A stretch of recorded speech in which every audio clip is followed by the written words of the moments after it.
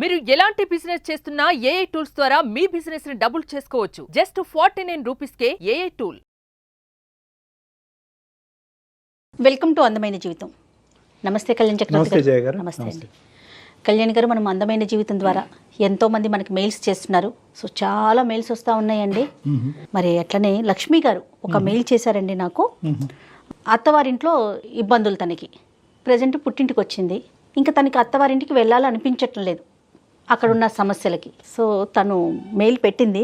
చాలా సహజమైన సమస్య, సహజంగానే ఉంది, కానీ వినటానికి కొంత ఆశ్చర్యంగా అనిపిస్తోంది నాకైతే. సరే ఒకసారి కాల్ చేద్దాము అనేసి నేను రాత్రి అడిగాను, మరి డాక్టర్ గారు ఉంటారు, ఒకసారి మీతో మాట్లాడదాము అనేసి. తప్పకుండా అన్నారు. మరి కాల్ చేయమంటారా? తప్పకుండా, షూర్.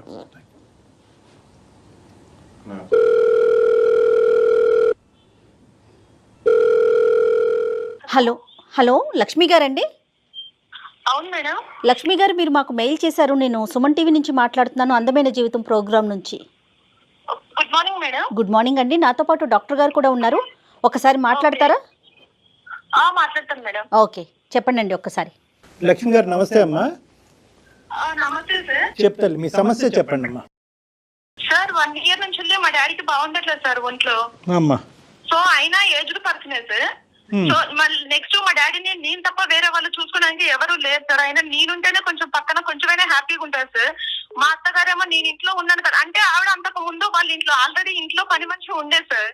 ఆమెకు హెల్త్ బాగున్నప్పటి నుంచి కూడా పని మనిషి ఉండేది. సో నేను రాగానే ఆమె పని మనిషిని మానిపించేసి, నువ్వు ఒకదాని ఉన్నావు కదా, నెక్స్ట్ నువ్వేం పని చేయట్లేదు, ఎప్పుడు చూసినా అస్తమానం టీవీ ముందే కూర్చొని ఉంటున్నావు, నువ్వు ఏం పని చేయట్లేదు అని చెప్పేసి నేను వచ్చిన తర్వాత ఆమె ఇంట్లో పని మనుషులందరినీ మానిపించేసింది సార్. ఏమనంటే, మా టైంలో అక్కడ వాషింగ్ మిషన్ లేదు, లేదంటే మిక్సీ లేదు, అది లేదు ఇది లేదు అనేసి చెప్తా ఉంటాను సార్. నేను అట్లీస్ట్ మా ఆయనకు ఏమన్నా వేగంగా ఒక 2 minutes మాట్లాడడానికి కూడా టైం ఉండట్లేదు సార్. అసలు నేను ఎంతసేపు ఆమెకు ఒక మిషన్ లాగా పనిచేస్తూనే కనబడాలి సార్. ఒక 2 minutes నేను అలా రెస్ట్ తీసుకుందాం అని కూర్చున్నా కూడా, ఏం వెలుగ పెట్టామమ్మా, ఏం పని చేసామని చెప్పేసి కూర్చున్నామమ్మా అనేసి మాట్లాడుతూ ఉంటారు సార్. మీ ఆయన గారు ఏమంటారమ్మా మరి ఇంత ఎలా మాట్లాడుతూ ఉంటే?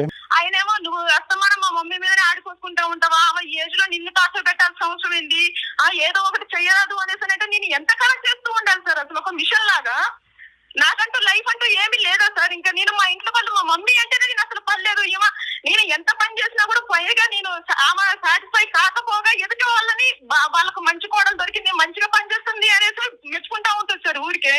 లక్ష్మి గారు, మీకు ఎన్ని ఇయర్స్ అవుతుంది మ్యారేజ్ అయ్యి? 4 years అవుతుంది మేడం. ఓకే, పిల్లలు లేరమ్మా? పిల్లల్ని కానీ అంత ఓపిక కూడా నా దగ్గర లేదు సార్. నేను ఊరికే ప్రతిసారి నేను ఒక సర్వీస్ చేస్తూనే ఉండాలి సార్, ఒక మిషన్ లాగా. 4 o'clock లేసాను అనేసి అంటే, నేను టిఫిన్ చేయడానికి ఉండదు, లంచ్ చేయడానికి ఉండదు, నేను ఒక 2 minutes అన్నం తిందామనేసి కూర్చుంటే, లక్ష్మి ఇవి చెయ్యమ్మా అది చెయ్యమ్మా అనేసి ఇంకా అస్తమానం అరుస్తూనే ఉంటారు సార్. అసలు ఇంకెవరుంటారు మీ ఇంట్లో? ఫ్యామిలీ మెంబర్స్ ఎంతమంది అండి? అంటే మా ఆయన గారు, మా అత్తగారే ఉంటారు సార్. మరి ఇంతమందికి అంత పనే ఉంటదమ్మా? అంటే పనమ్మాయిని మార్పించేశారా? పనమ్మాయిని మార్పించేసారు సార్. యాక్చువల్లీ ఆమెకు అంతకు ముందు నుంచి పనమ్మాయి ఉంది సార్. బట్ నేను ఒక దాని కోడలు వచ్చిన తర్వాత నన్ను ఒక పని మనిషిలాగా చూస్తుంది సార్ ఆవిడ. ఎందుకమ్మా ఆవిడకి? అంటే ఏంటంటే మీరంటే ఇష్టం లేదా, లేదంటే మీరేమన్నా ఆవిడని అనుకున్నటువంటి మాటలు ఏమైనా ఇబ్బంది పెట్టారా, లేదంటే కొడుకు డైవర్ట్ చేస్తున్నారు, దూరం పట్టుకెళ్తున్నారనే భయమా ఏంటి? ఆవిడ ఉద్దేశం ఏంటి? ఏదో తెలిసే ఉంటుంది కదా, 4 years అంటే బాగానే చూసుంటారు కదా మీ అత్తగారిని. ఆమె కోడలుగా ఉన్నప్పుడు ఆమె ప్రతి పని చేసుకునేదంట. నెక్స్ట్ వాళ్ళ అత్తగారికి కూడా చాలా గౌరవంగా మాట్లాడేదంట సార్. నేను ఏ గర్వం చూపించదాన్ని కాదమ్మా, ఇప్పుడు వచ్చిన కోడళ్ళు ఒక్క మాట అంటే చాలు, పోలీస్ స్టేషన్ కని చెప్పేసి అక్కడికని చెప్పి ఇక్కడికని చెప్పేసి పరిగెత్తుకుంటూ వెళ్తున్నారమ్మా. మా టైంలో అవన్నీ లేవమ్మా అసలు. మీకు అసలు అత్తగారంటే గౌరవం లేదు అనేసి మాట్లాడుతాను. నేను ఎంతకాలం పని చేయాలి మేడం? నాకంటూ లైఫ్ ఉంటుందా మేడం అసలు? ఇప్పుడు నేను మా ఆయన గారితో ఏమైనా డిస్కషన్ చేసినా కూడా ఆయన హెల్త్ ఖరాబ్ అవుతుంది మేడం. అంటే మా ఇద్దరు గురించి ఆలోచించి ఆయనకు టైంకు అన్నం తినక నేను ఆయనకి ఏం చేయలేకపోతున్నాను మేడం అసలు. మీ అత్తగారికి ఎంతమంది అండి పిల్లలు? ఒక్కడే బాబు మేడం, మా ఆయన గారు ఒక్కడే. ఈయన ఒక్కడే? అవును మేడం. అంటే అమ్మ ఒక్క నిమిషం లక్ష్మి, నువ్వు చాలా అంటే ఒత్తిడిలో ఉన్నట్టు అనిపిస్తున్నారు. అంటే బాగా భారమైనటువంటి గుండెతో మాట్లాడుతున్నారు మీరు. అంటే ఇప్పుడు అంటే ఒక్కో సందర్భంలో ఎలా ఉంటుందంటే అమ్మ, ఇదే మాట తీరు అవతల వాళ్ళు పెడర్థం తీసుకునే అవకాశం ఉంటుంది కదా. అంటే మీరు చాలా అంటే బాధతో మాట్లాడుతున్నా కూడా వినేటటువంటి వాళ్ళకి ర్యాష్గా మాట్లాడుతున్నారు అన్నట్టు అనిపిస్తుంది. మీరు ఇమోషన్తో మాట్లాడుతున్నారు.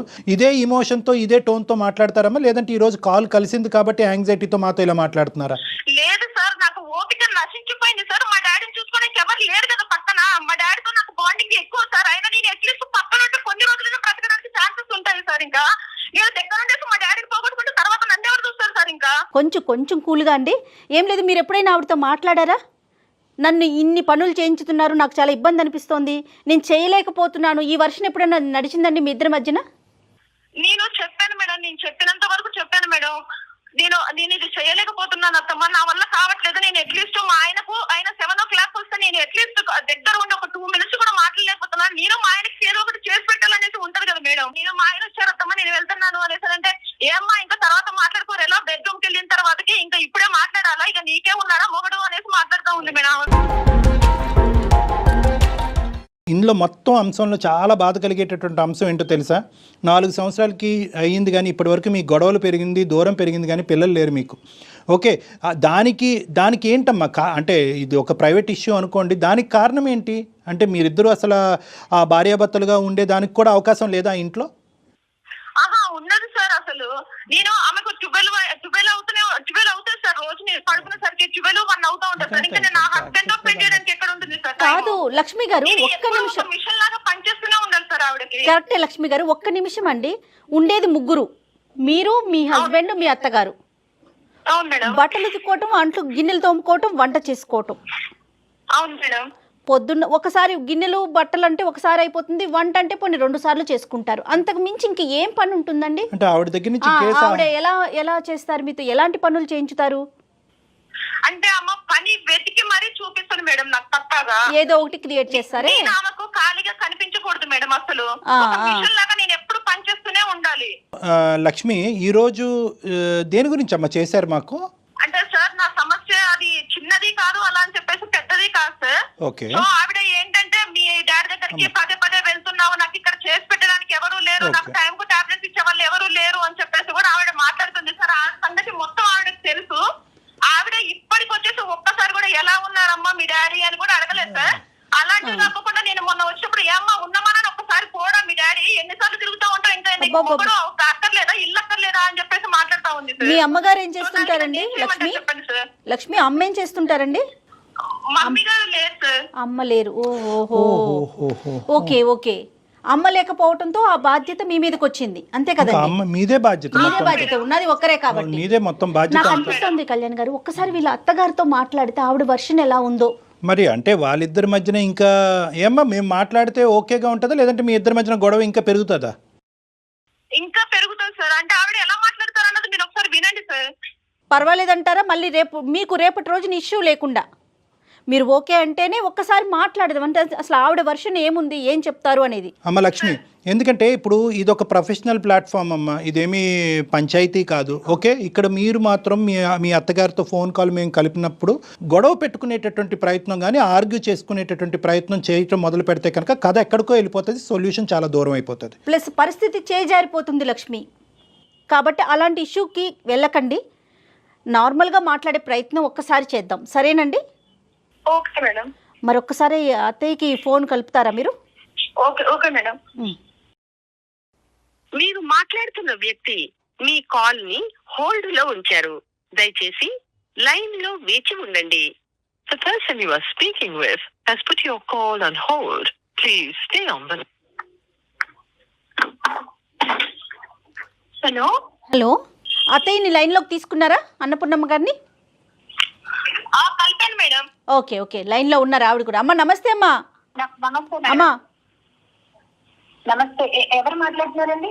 అమ్మ నేను సుమన్ టీవీ నుంచి కాల్ చేస్తున్నానమ్మా, అందమైన జీవితం అనే ప్రోగ్రాం నుంచి. ఓకే. అయితే నా నంబర్ ఎలా వచ్చిందండి? అంటే లక్ష్మి గారే మిమ్మల్ని, మీ కోడలు గారే మిమ్మల్ని లైన్లోకి తీసుకున్నారమ్మా. ఒక చిన్న విషయం, ఒక విషయం మాట్లాడదాము మీతో అనేసి. లక్ష్మి ఫోన్ చేయమందా? అవునమ్మా, అవును. ఎందుకండి మీతో నన్ను మాట్లాడమని చెప్పి నాకు అర్థం కాదు. అంటే ఏం లేదమ్మా, ఏం లేదు, ఇది మీ కుటుంబ వ్యవహారమే కాదనట్లేదు, కానీ తనేదో ఒక సలహా కోసం, నాతో పాటు డాక్టర్ కళ్యాణ్ చక్రవర్తి గారు కూడా ఉన్నారు, ఆయన సలహా కోసం ఈ షోకి తను కాల్ చేసింది లక్ష్మి గారు. అమ్మ అన్నపూర్ణ, అదే అంటే ఇది పాపం ఆవిడ మీకు ఎందుకు కాల్ చేస్తున్నాను, ఎవరికి కాల్ చేస్తున్నాను అని చెప్పకుండా మీ కాన్ఫరెన్స్ కాల్ కలిపినట్టున్నారు. ఆ అమ్మాయి కొద్దిగా కంగారు పడుతూ భయపడుతుంది, ఎక్కువ చాలా టెన్షన్లో ఉన్నారు ఆవిడ. ఎందుకంటే భయం నేను అమ్మాయిని ఏమైనా బాధ పెడుతున్నానా ఇది చేస్తున్నానా సార్? అయ్యయ్యో అట్లా కాదమ్మా, అట్లా కాదు, మీరు నెగిటివ్ గా తీసుకోకండి. అలాగని తను ఏం చెప్పలేదమ్మా. అంటే తను ఏమంది అంటే కనుక ఇప్పుడు పెళ్ళై 4 సంవత్సరాలు అయ్యింది. మాట్లాడడానికి భయం ఏంటి సార్? మీతో మాట్లాడటానికి భయం కాదమ్మా, మీ కోడలే కదా, మాతో మాట్లాడించడానికి ఆవిడ ఇబ్బంది పడ్డారు అంతే. తను అసలు ఎందుకు ఇంకా ఇంటికి రాలేదు? మేమంతా ఇక్కడ కంగారు పడుతున్నాం. 10 రోజులైంది. నేను తనకి రోజు ఫోన్ చేస్తున్నాను, అసలు ఫోన్ కూడా లిఫ్ట్ చేయట్లేదు.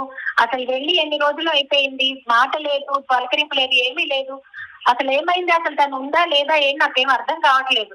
అసలు ఏం జరుగుతుందో అసలు అర్థం కావట్లేదు.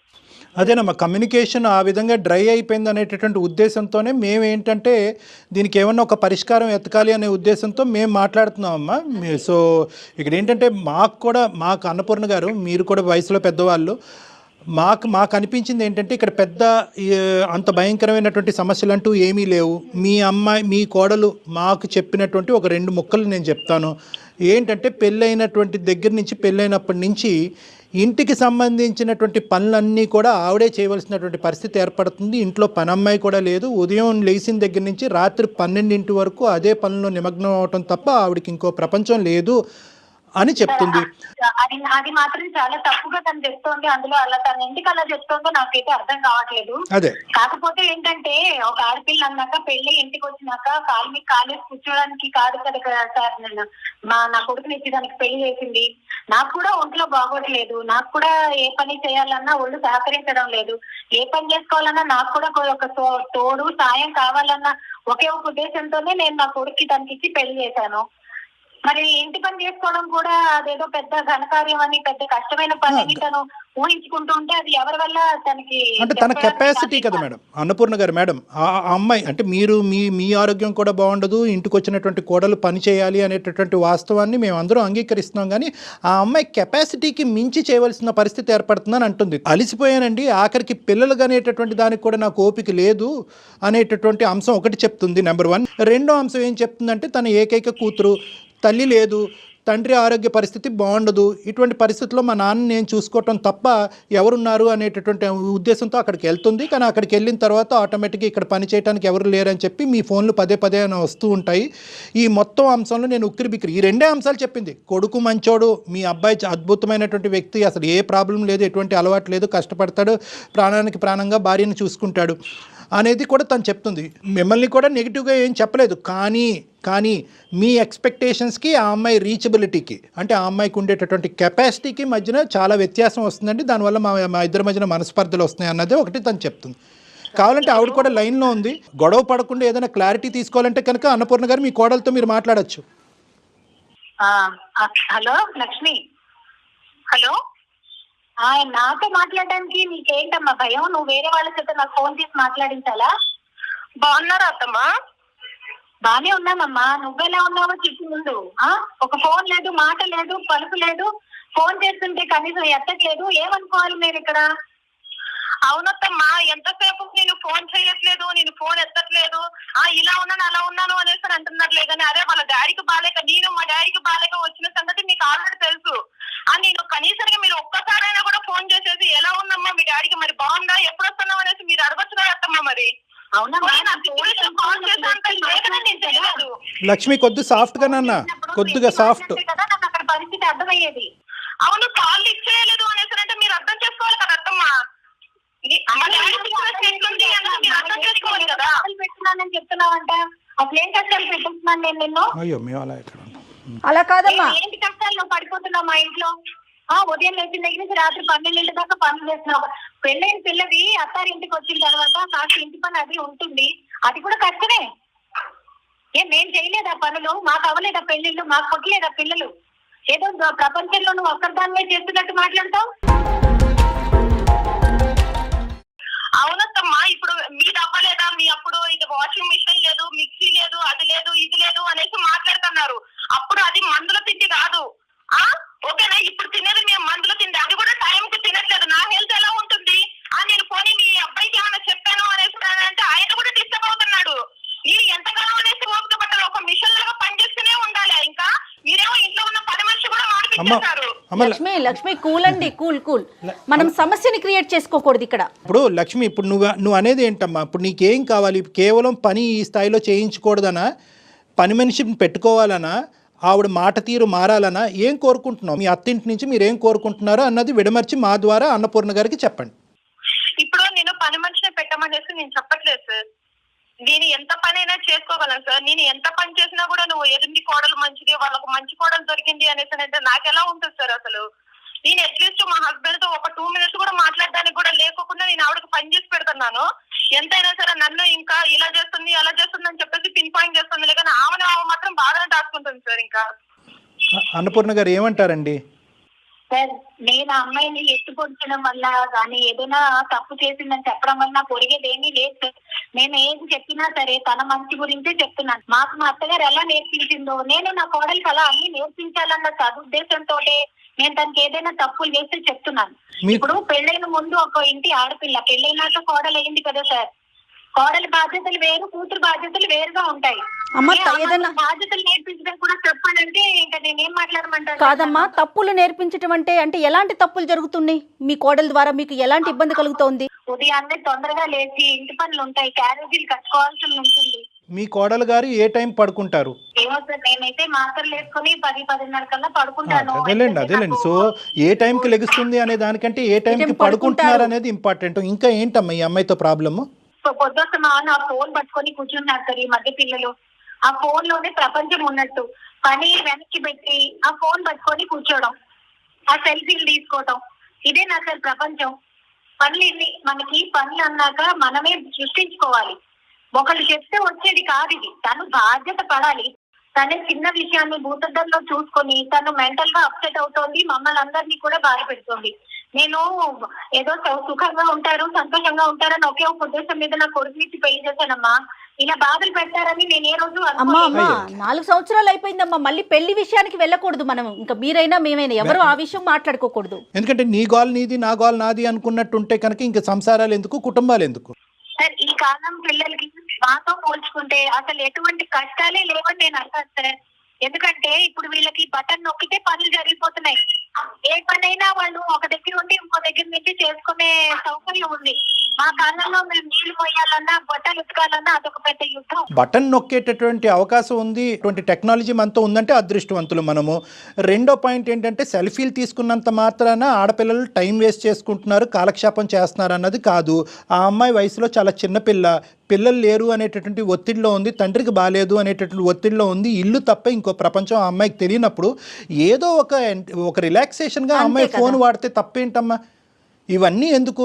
మీరిద్దరూ కలగొలుపుగా కలిసిమెలిసి ఉండి పనులు చేసుకుంటే ఏ సమస్య లేదు.